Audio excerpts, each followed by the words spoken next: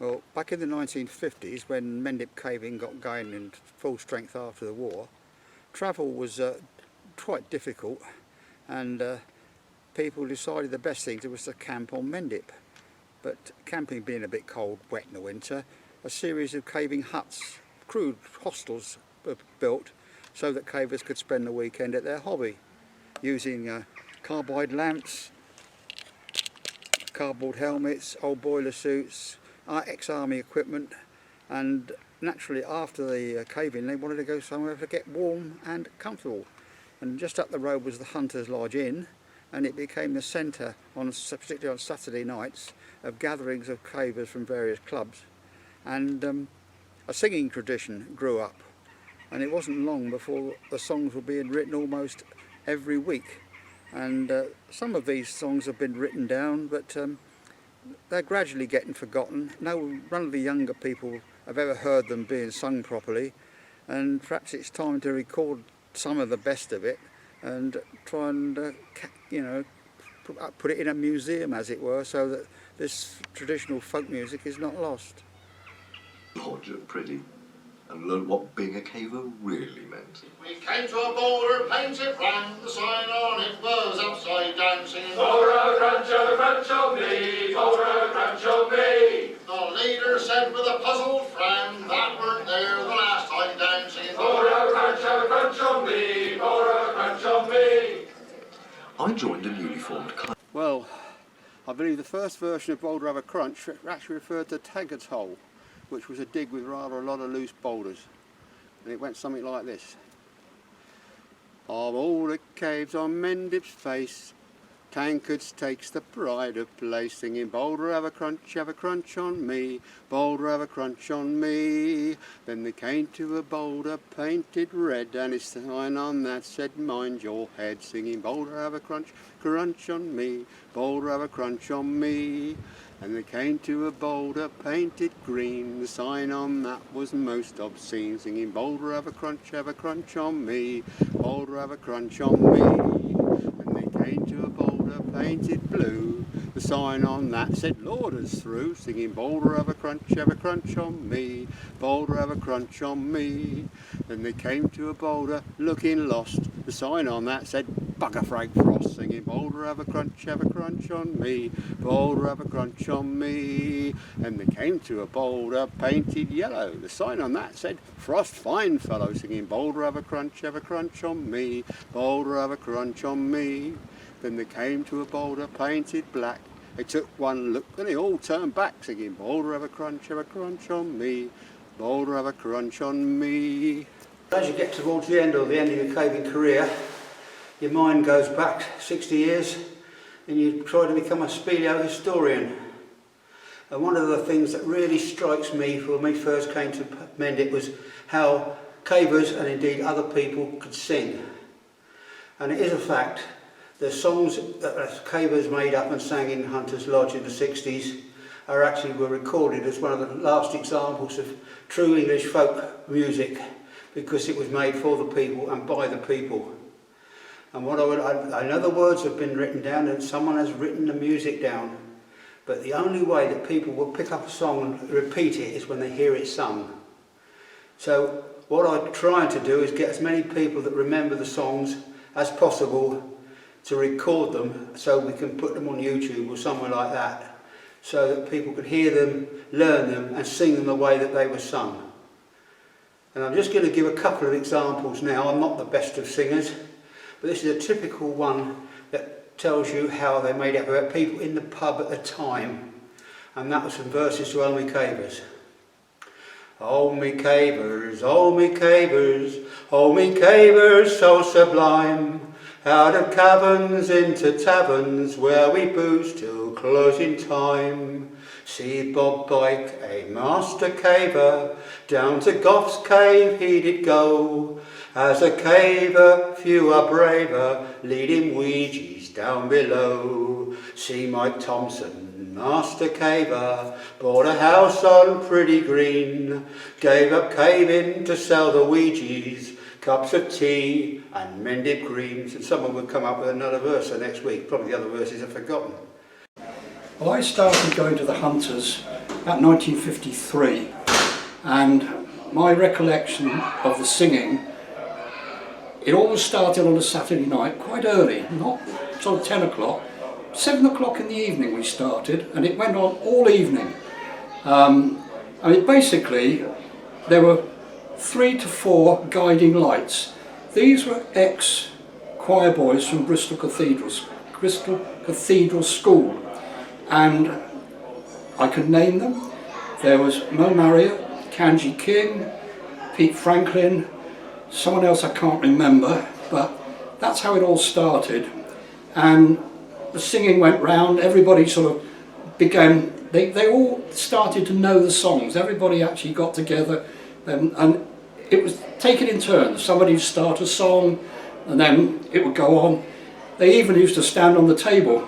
So you had Kanji standing on the table and leading everybody. And most of these songs were not rude, were they? At least not the early songs were fairly tame. Later on they got a bit near the mark, and that's when you started getting trouble with the landlord, who would come in and start using the usual comment, you know, they words, they horrible words, you know. There were particular songs that the old lady, Mrs. Dawes, definitely did not like. Yeah. The alphabet song was one of them, because it's a little bit crude. It is a bit, yeah. Yeah, the singing went on for years and years, and then of course you had Roger Stenner on the, he was pretty good on the guitar, Alfie Collins on the banjo, Oliver Lloyd even. Oliver Lloyd used to do his recitals, and he used to play the guitar. And then of course, as I say, Roger Biddle on the piano was just something else. I mean, Roger was very, very accomplished pianist, and Roger could play anything without music. It was amazing. In the periods where we had no singing, say everybody had had enough and they'd had a few beers and that, Roger would start playing, and he'd play jazz, just off the cuff. It was amazing. So yeah, we had some good times then. There really were good times. I mean, we crowded people in that little front room. I remember a count of 48. Well, I think it's higher than that. Brenda says she can remember it over 60. And that's the night the table collapsed. They were all sitting on the table, and it collapsed in a great heap, and they were all piled into the middle when the table collapsed into a V. But if you wanted beer, you didn't try and get out the door. It was impossible. You had to go out the window. And if you passed that window by, going to say to the gents or something like that, the smoke coming out of that room was unbelievable. I mean, it was thick smoke. It's absolutely amazing.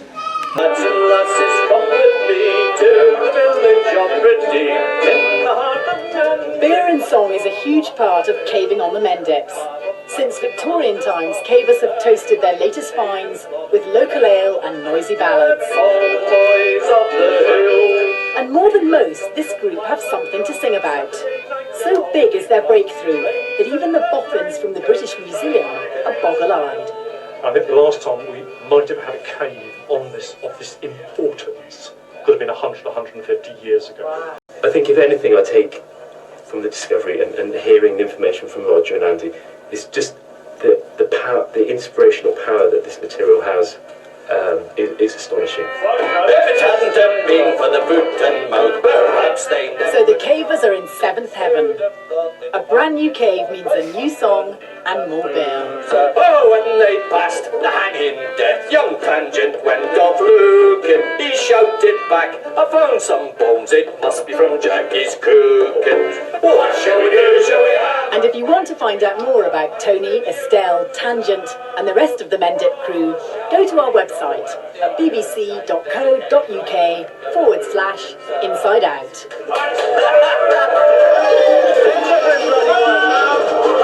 We are the Exploration Club.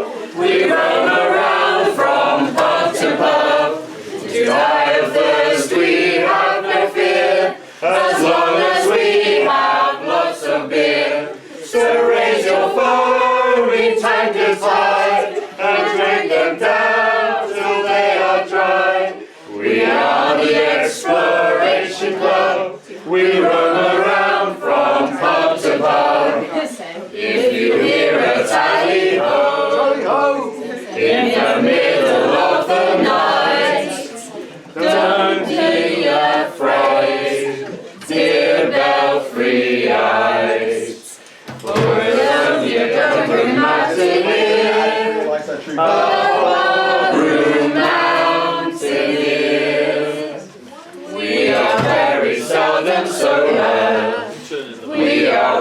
Wessex Club's over, and when we've had enough for four, you'll never find us on the floor. It's time to buy a shack for more, with a bar room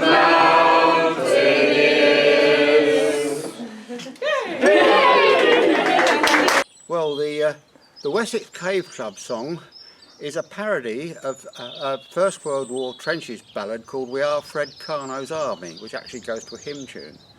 And the words suggest it was written by the BEC. Well, who else?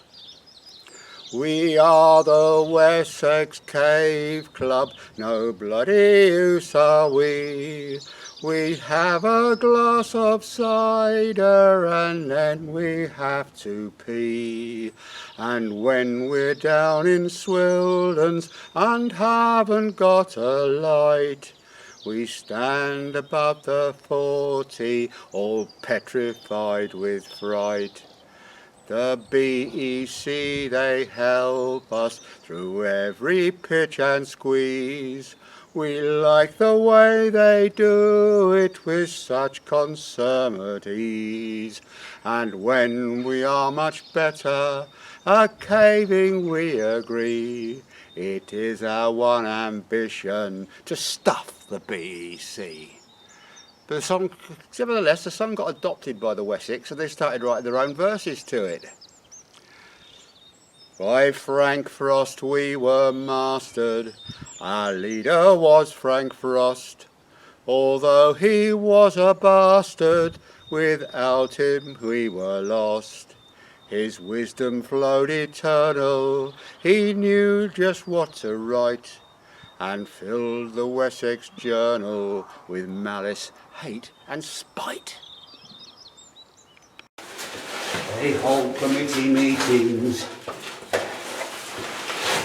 and talk but never cave. They pass resolutions to show that we are brave. Now the clubs can make the surveys and they can draw the maps, but when it comes to caving, we really are chaps. Underneath the 40, a memory oh so clear. Darling, I remember the way you used to swear. And though you murmured tenderly, I'm damned if I can justify the reason I go caving and why you'll find me there. Wedged beneath the boulder, only got one layer. Suddenly you give a wrench, the sacrum is laid bare. And as you thought you'd breach your last, the other bastards pulled out fast and left you all the tackle. Your blessings filled the air. Safe behind a beer mug, dry and warm and fed. Sails of caving prowess, they go right through your head. And as you shoot your longest line, ye lying swine, I damned define the reason I go caving and why you find me there. Well, back in the late 50s and early 60s, the Shepton Mallet Caving Club, though a small club, had some of the best cavers in the country. But of course the rest of the clubs started to take the piss a bit and came up with this little ditty. We're the Shepton Mallet Caving clique, ba ba ba. Other clubs have the tigers but we have the sheep, ba ba ba. Gentlemen cavers off on a spree, lost in Swildens 23. No more tea for the BEC, ba ba ba. With the Shepton Mallet Caving clique, ba ba ba. Other clubs scratch the surface but we go deep, ba ba bar. Record-breaking mates are we, Goofy Berger 63, Swine and Boone on the TBC, bar, bar, bar. With a Shepton Mallet family club, bar, bar, bar. Our usual home is the Hunter's Pub, bar, bar, bar. Even the boozy BEC marvel at our capacity, the exclusive drinking fraternity, bar, bar, bar. Well, this is one of Alfie Collins's famous speliodes, the ingenious invention of Freddie Fly. This is the tale of Kenneth Lyle, who liked to do a cave in style. He'd visit caves both far and near, equipped with massive piles of gear, with ropes and ladders, camera clamps, primer stoves and tilly lamps. Most everything our Ken had tried, but still he was not satisfied. He'd offer him up, what makes me tired is all the energy expired. In pressing on by rock and stream, there ought to be a better scheme. Now Kenneth was a wily lad, a clever brain our Kenneth had, and very soon, a most prestigious barrage of junk appeared in Kenneth's garage, as Ken a curious car devised to make his caving mechanised.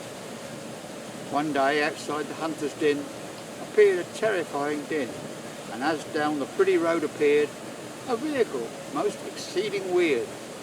The centre part contained our Ken, reclining on his abdomen. The front of this contraption queer had built-in sets of digging gear, while pranging irons made of steel were driven by the usual wheel.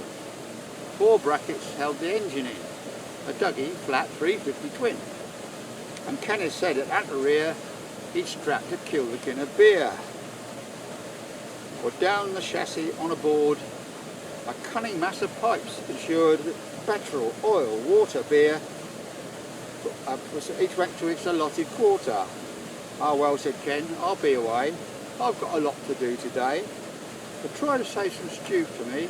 I'm off to do a quick GB. He pressed on down and soon he got quite quickly to the upper grot, a crafty set of steering locks, and Ken was through the letterbox. Then dropping into bottom gear and knocking back a pint of beer, went straight across the 10-foot pot and round the devil's elbow shot. The Boulder chamber Kenneth passed, then entered to the gorge at last. He roared straight up the left-hand ridge and drifted neatly round the bridge. Then feeling rather good inside, he snapped the throttle open wide. Now probably you've guessed this bit, there was no way of stopping it. And Ken said, well, I'll be damned, the ruddy throttle's gone and jammed. Why won't this bally thing behave? I'm nearly running out of cave. But just before he hit the wall, our Ken, crafty type with all, eased back the forward digging lever, though in a dreadful shite of fever. And after quite a gentle shock, went boring on through solid rock. For hours and hours it dug its way, through rock and sand and earth and clay. And once or twice, with softer clatter, it went straight through the thick organic matter. Till all at once, Ken's motion speeded, and Ken pressed on as unimpeded, along a tunnel, long and straight. He sped at an impressive rate. And suddenly our Kenneth said, I think I see some lights ahead, and yelled, I've got a crafty clue, I think I'm on the Bakerloo. And rushing quickly from the dark, he found himself at Regent's Park. Through Oxford Circus, willy-nilly, Ken pressed on through Piccadilly, when all at once, for such his luck, the ruddy throttle came unstuck. And feeling he could use some air, he halted at Trafalgar Square. And could be seen a moment later progressing up the escalator and thinking, here's a sticky wicket, I haven't got a flipping ticket. I hope you won't collect my fare from Mendip to Trafalgar Square. At length, emerging from the station, Ken came across a deputation of high-up London transport bods, a funny-looking set of clods, who brought him out and bought him beer. 'Twas Bass, you will be pleased to hear. The Bakerloo now has an arm from Regent's Park to Tining's Farm, and Kenneth Lyle, that subtle knave, is station master in a cave. We do not like cave divers, there's such an awful bore. They set fire to the back dung and sleep outside the door. And as the flames grow higher, we sing with all our might. Where art you are asbestos, blow you Jack, I'm alright. There's a place neath Pretty Green down below, where a few of us have been down below. There's a place called Swildon's Fore, where they dive sums by the score. I go in there no more down below. There's a place called Shatterpot down below, and they say it's got the lot down below. It's a passage vast and wide, with a small hole in the side, and it's there we sit and hide down below. There's a sump you have to dive down below, and it's there you sit and skive down below. There's a black hole you can't climb, long low crawl through mud and slime. Ain't all a waste of time down below. There's a chimney smooth as brass down below, that you slide down on your arse down below.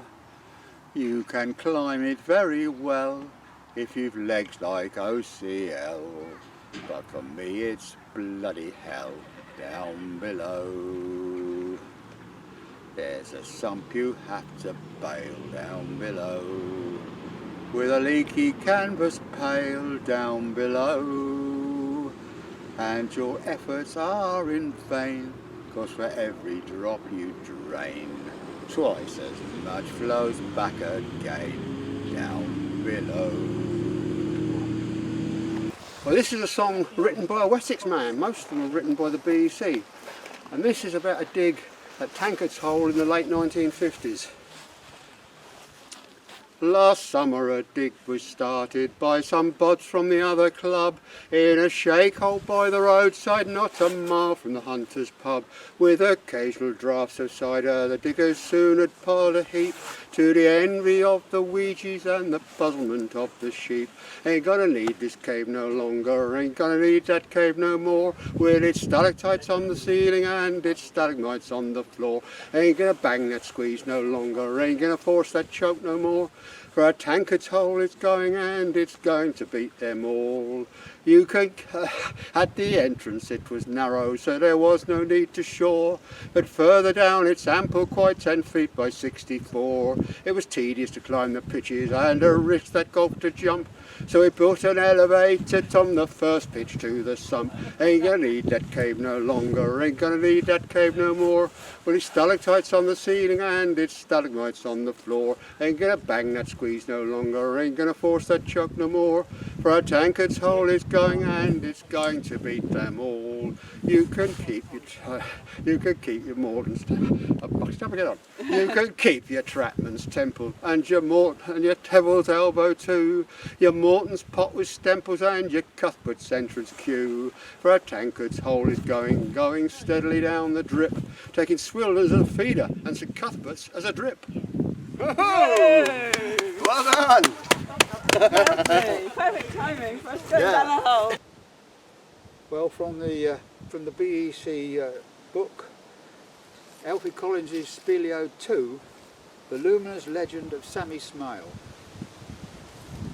This is the yarn of Sammy Smail, who liked to pint of country ale, and nightly in the pub that sold it would demonstrate that he could hold it, while caving boats would congregate to witness Sammy demonstrate before the local population prodigious feats of lubrication, or noggins by the pint and the bottle disappeared down Sammy's throttle. One evening after stew, he batted down to sink a few, and pressing through the public bar, received a devastating jar. "No beer tonight," the landlord said, "we've only lemonade instead." But Sam felt so uncommon dry, the lemonade he thought he'd try, and thinking for a caving bod that lemonade was juiced odd, marked, "This stuff is flippin' thin," and flicked a bit of carbide in. He drank it down and said, "This stuff with carbide in is fair enough. I'll have another while I'm here." The landlord thought it ruddy queer, but all would have been well, no doubt, had not the landlord, stupid old clout, come back into the public bar performing on a big cigar, which, having recently been lighted, the fumes from Sammy's breath ignited. It took some time, or so they say, for all the smoke to clear away. Then, peering through the misty haze, they saw Sam sitting in a daze, while from his mouth a jet of flame, just like a flippin' blow lamp, came. "Cool swipe me," said the landlord's daughter, "we'll have to fetch the lad some water." They shrieked, "Cool stone, the flippin' crows, it's been a burnt scorched off all me clothes," and hurriedly her exit took, clad only in a worried look. "Get me out at once," the landlord said, but Sam adroitly turned his head, and taking rather careful aim, he pranged the landlord with his flame. The landlord gave a dreadful wince. He's never been the same, ever seen the same since, and Sammy sprode into the night, preceded by a beam of light. The news spread rapidly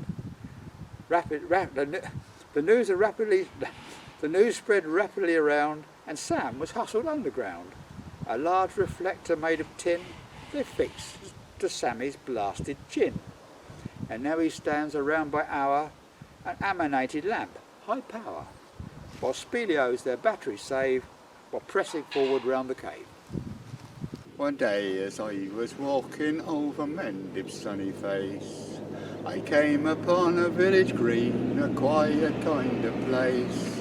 I met a caver rough and rude, singing a strange refrain. "Oh, you're rude the day that you came that way to dig on Pretty Green."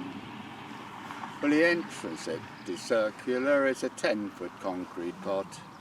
Easy if you're 10 foot tall, for the likes of me it's not.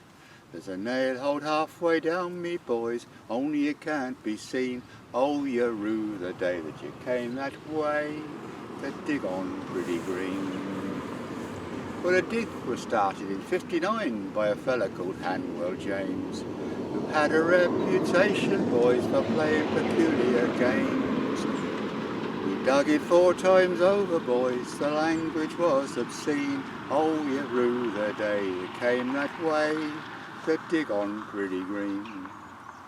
Well, the entrance it is circular, connected to a drain, and down it flows the farmyard waste from cows from his domain. The smell it is fantastical, some say that it's unclean. Oh, you rue the day that you came that way to dig on Pretty Green. Well, we've used a ton of gelignite, we've lost a man or two. I reckon we'll lose another one before the dig is through. But we added 100 feet or more to the subterranean scene. Oh, you rue the day that you came that way to dig on Pretty Green. Boom, boom. There have been several attempts to produce publications of these Mendip caving songs, at least in small editions. This one's from the BEC, this one by the Grampian, but probably the one with most stuff in it is They Words, They Words, They Horrible Words, which conclude caving songs from the other regions. And of course the BEC produced the Elfie Speleodes. If you want to hear some of the tunes, pick up the tunes, you can go onto YouTube, put in caving songs, and you'll find that Roger Biddle has put a fair number of the tunes up on there, him being a trained musician, but the rest of us, we've got to pick it up the hard by hearing somebody sing them. So as I say, get out there and sing.